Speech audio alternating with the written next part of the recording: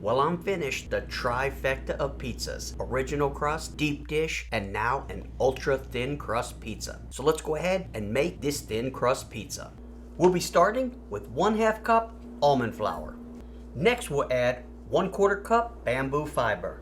Then we will add 1/4 cup pork rinds.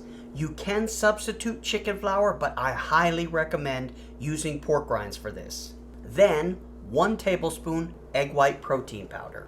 Now you can take a whisk or hand mixer and get this mixed up on low speed to make sure these are well incorporated. Now that we've got this good and mixed up, we're going to go ahead and get out our scale. Go ahead and make a pocket in the center, zero your scale, and we're going to add 65 grams water.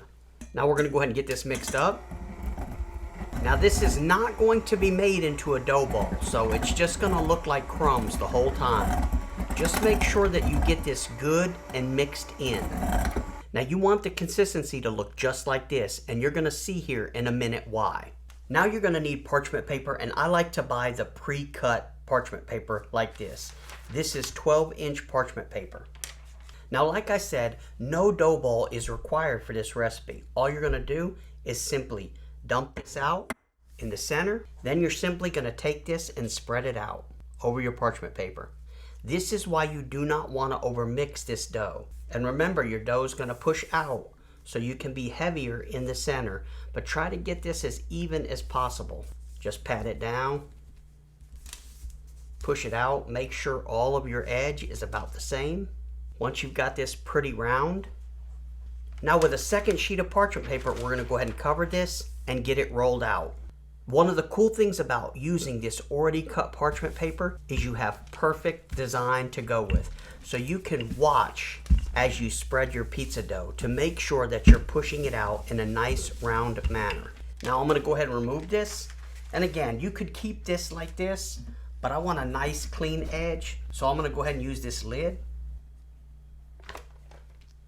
Now I've tried many experiments with this pizza. I'm gonna go ahead and try one on here and hope that it does not fail. I'm gonna put this in the microwave for a minute before I place it in the oven. We'll go ahead and get this on a rack. And guys, it is important that you are very careful with this dough.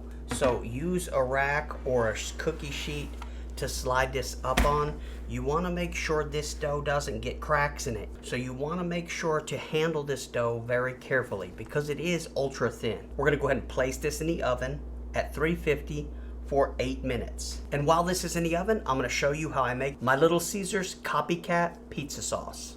So for a base, I'll be using this Aldi's pizza sauce. And guys, this stuff is $1.89. So much cheaper than those other high-priced, quote-unquote, low-carb pizza sauce. This one has 6 net carbs per half cup, which is amazing for $1.89. We'll add 1/2 cup, 1 tablespoon butter, 1/2 teaspoon garlic salt, 1/2 teaspoon garlic powder. Then we'll throw this in the microwave till the butter's melted. Now add 1/2 teaspoon Italian seasoning. Mix this up. Go ahead and mix it until this butter is fully melted in. We're going to go ahead and get this removed. As you see, it's already started to brown a bit. Then we're going to get this flipped